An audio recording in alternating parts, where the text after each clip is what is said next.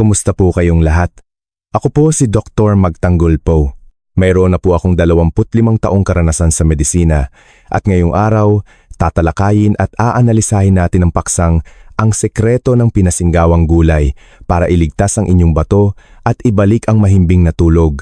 Mga kababayan, ngayong araw, nais kong harapin natin ang isang katotohanan na madalas ay hindi napapansin ng marami, ngunit ito ay napakahalaga. Ito ay ang sakit na diabetes. Ang sakit na ito ay tinatawag nating tahimik na mamamatay tao o silent killer.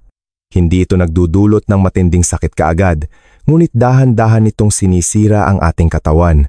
Hanggang sa huli, kapag lumabas na ang mga komplikasyon, madalas ay huli na ang lahat. Alam niyo po ba?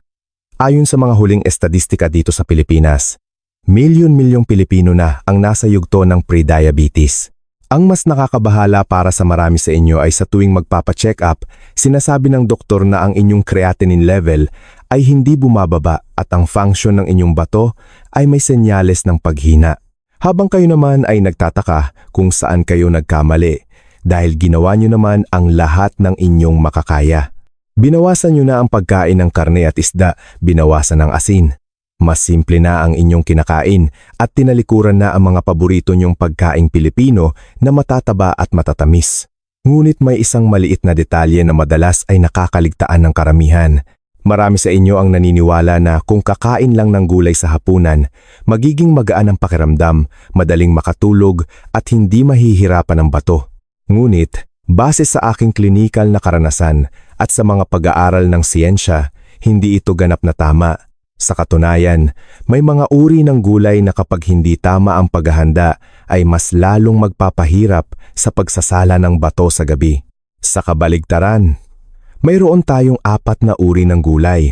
Kapag ang mga ito ay pinasingawan o ini-steam ng tama, malaki ang maitutulong nito para mabawasan ang trabaho ng bato, maging mas malalim ang tulog at mabawasan ang pag-ihi sa gabi sa loob lamang ng ilang linggo.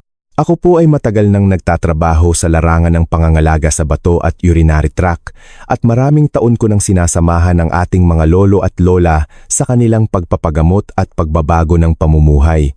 Ngayong araw, ibabahagi ko sa inyo ang mga bagay na konkreto, madaling intindihin at pwedeng-pwede niyong gawin agad sa inyong mga kusina dito sa Pilipinas. Hindi ito mga sabi-sabi lang o mga mamahaling pagkain, kundi tamang pagpili at paghahanda ng hapunan para makapagpahinga ng totoo ang inyong mga bato. Marahil nagtatanong kayo ngayon, ilang pirasong pinasingawang gulay lang, makakaapekto ba talaga sa tulog, blood pressure at manas? Inaanyayahan ko kayong panoorin at pakinggan ito hanggang sa huli. Dahil ang huling gulay na ibabahagi ko ay maituturing na sandala ng mga taong matagal nang hindi makatulog at gabi-gabing gumigising para umihi. Maraming nakakatanda na nakilala ko mula Luzon hanggang Mindanao ang naglalarawan ng parehong pakiramdam. Tulog na putol-putol. Kapipikit pa lang, kailangan na namang pumunta sa banyo. Paggising sa umaga, mabigat ang katawan, namumugto ang mukha, manas ang paa at mataas ang blood pressure. Sa aking klinika, halos 70% ng mga may mild kidney failure ay napapabuntong hininga at nagsasabing, "Doc Po, gabi-gabi akong umiihi, hindi ako makatulog." Akala nila ay dahil lang ito sa katandaan, pero ang ugat ng problema ay madalas nasa hapunan. Kapag mali ang gulay, maalat o mabigat ang pagkain, ang bato ay kailangang magtrabaho buong gabi para ibalanse ang fluid at electrolytes. Sinisira nito ang tulog at pinapahina ang katawan. Pero kung pipiliin nyo ang tamang gulay at ipapasingaw ito ng tama, makakapagpahinga ang bato, gaganda ang daloy ng dugo at babalik sa normal ang inyong body clock. Ang resulta, mas mahimbing na tulog at magaan na pakiramdam tuwing umaga. Kaya't manatili po kayo hanggang dulo para malaman kung bakit ang maliit na pagbabago sa hapunan ay malaki ang epekto sa kalusugan ng mga nasa edad 40 pataas. Bahagi 1. Ang mekanismo ng pinasinggawang gulay para sa bato at tulog. Mga minamahal, sa loob ng 35 taon kong paglilingkod bilang doktor, napagtanto ko ang isang simpleng katotohanan. Ang magaan at tamang hapunan ay kayang baguhin ang kalusugan ng bato at kalidad ng tulog. Kapag tumungtong na tayo sa edad na 60, Ang ating katawan ay hindi na angkop sa mabibigat na hapunan, matatabang ulam o sobrang protina. At ang isa sa pinakasimple at tipid na paraan na bagay sa ating pisyolohiya ay ang pagkain ng pinasingawang gulay, steamed vegetables. Ayon sa mga pagsusuri mula sa mga siyentipiko sa Amerika at Japan na isinalin natin sa ating konteksto, naobserbahan nila sa libu-libong nakakatanda na ang mga regular na kumakain ng steamed vegetable sa hapunan ay nababawasan ng 40% ang pagbangon sa gabi para umihi sa loob lang ng 3 linggo. Bakit? Ang proseso ng pagpapasingaw o steaming ay pinapanatili ang mga natural na mineral tulad ng potassium, magnesium at lalo na ang tryptophan. Ang mga ito ay tumutulong sa pagbalanse ng tubig sa katawan, pagbawas ng pressure sa bato at pag-uutos sa utak na gumawa ng serotonin, ang kemikal na nagpaparelax sa atin para makatulog ng mahimbing. Isa pa, ang gulay na pinasingaw ay malambot at madaling tunawin. Hindi ito nagiging sanhi ng kabag o acid reflux na karaniwang problema ng mga lolo at lola natin. Tandaan, ang inyong bato ay nagtrabaho na buong araw. Ang isang magaan na hapunan ay regalo ninyo sa inyong bato para makapahinga ito. Naniniwala ako na minsan, ang tamang hapunan ay mas mabisa pa kaysa sa maraming gamot. Ang gamot ay pansamantala, pero ang nutrisyon ay araw-araw. Maraming pasyente ko ang nagpatunay. Pagkatapos nilang gawin ito, masarap na ang tulog nila at nawala ang manas. Ito ay dahil naramdaman ng katawan ang signal na pwede na itong magpahinga. Kung handa na kayo, simulan na natin ang unang uri ng gulay. Bahagi 2. 4 na uri ng pinasinggawang gulay na sasagip sa bato. Gulay bilang 1. Pinasinggawang kundol, steamed winter melon, ash gourd. Mga kababayan, ang kundol ay pamilyar sa ating mga lutuing Pilipino. Madalas itong sahog sa mga sopas o minatamis. Pero sa mata ng medisina, ang kundol ay espesyal para sa bato. Marami sa inyo ang nagpapakulo lang nito sa tubig. Pero ang totoo, ang pagpapasingaw steaming ang paraan para manatili ang 90% ng mineral nito at ang natural na tubig sa loob ng cells nito. Tinutulungan nito ang bato na ilabas ang sobrang sodium at bawasan ang mana sa mukha at paa tuwing umaga. Sa traditional medicine, ang kundol ay cooling o nakakapagpalamig at diuretic. Tinatanggal nito ang sobrang tubig nang hindi pinapagod ang katawan. Sa modernong medisina, mayroon itong cucurbitine na tumutulong magbaba ng blood pressure at magpakalma ng nerves para mabawasan ang stress. Naaalala ko ang isang pasyente ko, si Lolo Ricardo, 68 anyos mula sa Quezon City. 4 na beses siyang gumigising gabi-gabi para umihi. Pagod na pagod siya. Ang payo ko lang, palitan ang maalat na sabaw sa gabi ng isang bowl ng pinasingawang kundol.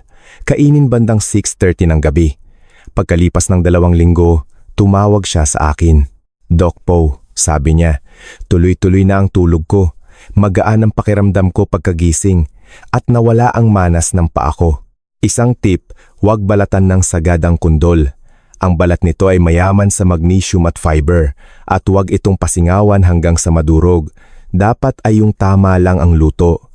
Gulay bilang 2. Pinasigawang pechay. Steamed bok choy, pechay. Ang pechay ay staple na sa hapagkainan ng pamilyang Pilipino. Madalas natin itong ginigisa o sinasama sa nilaga. Pero para sa mga senior citizen, ang pinasingawang pechay ay sandata laban sa high blood at insomnia. Kapag pinasingaw ang pechay, nare-retain ang magnesium at tryptophan. Ang magnesium ay nagpapabuka ng maliliit na ugat sa bato para mabawasan ang pressure dito. Ang tryptophan naman ay nagiging serotonin para sa masarap na tulog. Kapag ginisa nyo kasi ito sa mantika at maraming bawang o toyo, na-stimulate ang bato. Pero kapag pinasingaw, calming signal ang natatanggap ng katawan. Mayroon itong cooling effect na nagpapabawas ng init sa katawan na nagiging sanhi ng pag-ihi sa gabi. Isang pasyente ko, si Aling Maria mula sa Makati, ay hirap na hirap din sa pagtulog. Sinubukan niyang kumain ng 70 grams ng pinasingawang pechay bok choy variety tuwing hapunan, walang asin. Sa loob ng 2 linggo, naging mahimbing ang tulog niya at hindi na siya tuyot tignan. Para sa tamang luto, pasingawan lang ng 2 minuto habang berde pa at malutong. Pwede niyong lagyan ng konting olive oil o sesame oil pagkatapos pero iwasan na ang asin. Kung kayo po ay interesado, i-comment ang number 2 sa ibaba. Gulay bilang 3. Pinasinggawang broccoli, steamed broccoli. Pagdating sa pagtatanggal ng lason o toxins tulad ng urea at pagpapagaan ng trabaho ng bato, ang broccoli ay napakahusay. Ayon sa pag-aaral ng Harvard, ang pagkain ng steamed broccoli 3 beses sa isang linggo ay nakakatulong maging stable ang creatinine levels at bumaba ang urea sa dugo. Ito ay dahil sa sulforaphane. Ito ay nag-a-activate ng enzymes sa atay at bato para linisin ang dugo, lalo na kung mahilig kayo sa karne. Sa aking klinika sa Maynila, maraming pasyente na may gout o mild kidney issues ang pinakain ko nito. Ang resulta, mas stable na blood pressure, masarap na tulog at nabawasan ang sakit ng balakang. Paano lutuin? Hugasan ang 50 centograms ng broccoli. Pasingawan ng 5 minuto hanggang sa umamoy ang bango nito. Huwag pakuluan sa tubig dahil mawawala ang sustansya sa pinagkuluan. Pwede itong lagyan ng kaunting sesame oil. Ito ay tunay na gintong gulay para sa hapunan. Naalala ko si Mang Ben mula sa Cavite. Ang creatinine niya ay 1.4 mg DL. Pagkatapos ng isang buwan na regular na pagkain ng steamed broccoli sa gabi, bumaba ito sa 1.2 mg DL kahit ang kanyang nephrologist ay nagulat. Kaya subukan niyo po ito ngayong linggo. Gulay bilang 4 pinasinggawang watercress, steamed watercress. Huli ngunit napakahalaga, watercress. Ito ay madalas nating makita sa mga salad o sa mga lugar tulad ng Baguio at Tagaytay. Tinatawag itong halamang pampabuhay sa Europa. Bakit ito maganda? Ang watercress ay nagpapaluwag ng daluyan ng dugo sa bato. Maraming matatanda ang humihina ang bato, hindi dahil sa sakit, kundi dahil masikip na ang mga ugat at mahina ang daloy ng dugo.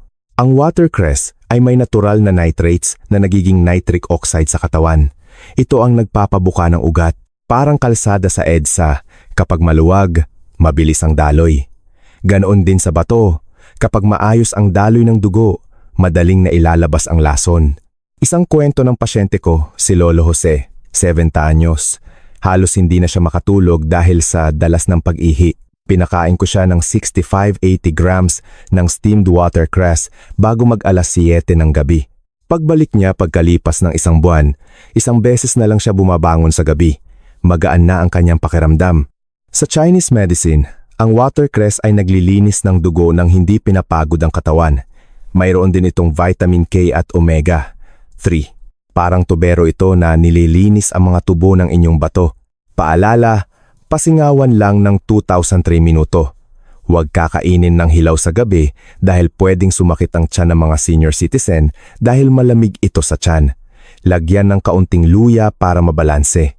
Kung sa tingin nyo ay makakatulong ito, mag-comment po kayo ng number 4, bahagi 3. Mahahalagang paalala kapag kumakain ng pinasigawang gulay. Mga minamahal, kahit gaano kaganda ang gulay, kung mali ang pagkain, pwedeng maging lason o pabigat ito. Narito ang mga dapat tandaan, lalo na sa mga edad 50 pataas. 1. Huwag kumain ng huli na. Ang pinakamalaking pagkakamali ay ang pagkain ng gulay paglampas ng alas 8 ng gabi, 8 p.m. Ang tiyan at bato natin ay nagpapahinga na simula 7 p.m. Kapag kumain kayo ng maraming fiber ng hating gabi, magtatrabaho ang tiyan nyo, hindi kayo makakatulog at dadami ang gas sa tiyan. Number 2. Iwasan ang malamig na gulay. Huwag kakain ng gulay na niluto pa noong tanghali o galing sa ref na hindi ininit. Ang malamig na pagkain ay nagpapahina ng agni o digestive fire, nagdudulot ng kabag. Dapat ay mainit-init pa ito. 3. Para sa may low blood pressure. Ang mga gulay tulad ng watercress at pechay ay nakakapagbaba ng presyon. Kung kayo ay low blood o anemic, huwag sosobrahan at huwag kakainin ng sobrang late para hindi kayo mahilo kapag bumangon sa gabi. Number 4. Tamang oras. Ang golden hour para sa hapunan ay 6 p.m. hanggang 7:30 p.m. Kumain lang ng isang mangkok. Huwag gawing pure vegetables ang diet. Kailangan nyo pa rin ng balansing nutrisyon. 50. Kumonsulta sa doktor. Kung kayo ay may chronic kidney disease stage 3 pataas, laging itanong sa inyong doktor ang tamang diet. Ang layunin natin ay tulungan ang bato, hindi biglain. Bahagi 4. Sekreto sa tamang pagpapasingaw. Para makuha ang buong sustansya, heto ang teknik ko bilang Dr. Po. Temperatura. Kainin ang gulay habang nasa 50,060 °C pa ang init. Dito buhay ang enzymes. Tamang timpla. Sa halip na asin, patis, o toyo na nagpapamanas, gumamit ng sesame oil langis ng linga o olive oil. Pwede ring magbudbud ng toasted sesame seeds, atan para sa lasa at dagdag calcium, luya. Para sa mga mabilis kabagan o sikmurain, laging lagyan ng hiniwang luya ang inyong steamed veggies. Ang luya ay nagpapainit ng tiyan at tumutulong sa digestion. Asterisk ang science. Ang gulay na cooked just right ay nag-a-activate ng parasympathetic nervous system. Ito ang sistema ng katawan para sa rest and digest. Pinapababa nito ang cortisol, stress hormone, kaya gumaganda ang tulog. Isang Japanese professor ang nagpatunay nito at nakita ko rin ito sa aking mga pasyente dito sa Pilipinas. Si Lolo Tonyo, isang pasyente ko, sinunod lang ang no fruit after 8 p.m. at steamed veggies at 6 p.m. rule. Sa loob ng 3 linggo, bumalik ang sigla niya. Kung nagustuhan niyo ang tips na ito, paki-comment ang number 6. Bahagi 5. Golden Principles sa paggamit ng gulay para sa bato. Huwag po tayong maging ekstremista. Ang susi sa kalusugan ng matatanda ay balanse. Sapat na dami. Isang platito o saucer lang ng gulay kasabay ng kanin. Huwag piliting ubusin ang isang kalderong gulay dahil mapapagod ang bato nyo sa kaka-filter ng minerals. 2. Variety o iba-iba. Huwag puro kundol lang araw-araw. Gawing cycle. Ngayon kundol, bukas pechay, sa susunod broccoli, tapos watercress. Ang katawan ay parang hardin, kailangan ng iba't ibang pataba. San? Timing ng pagkain. Ang mga malamig na gulay o raw foods, mas magandang kainin sa tanghalian, 4 p.m. kung kailan mainit ang araw at malakas ang digestion. Sa gabi, dapat laging luto at mainit. 4. Kilalanin ang katawan. Kung kayo ay laging giniginaw, cold body type, kumain ng gulay na may kasamang luya o paminta. Kung kayo naman ay laging naiinitan, hot body type, pwedeng-pwede ang plain steamed veggies. Kung sinusubaybayan niyo pa rin ako hanggang ngayon, pakiiwan ng number 8 sa comment section.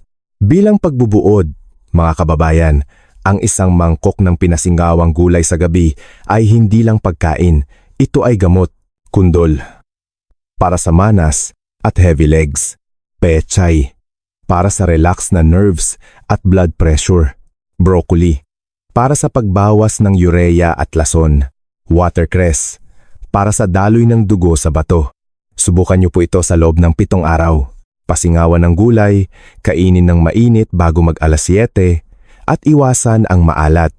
Makikita niyo, babawas ang pag-ihi sa gabi at gigising kayo ng may ngiti. Huwag po kayong aalis, dahil sa susunod na video, ituturo ko naman ang 5 uri ng maiinit na inumin sa umaga para linisin ang bato at atay. Pumili po kayo ng isa sa 4 na gulay na nabanggit ko na gusto nyong subukan at i-comment sa ibaba.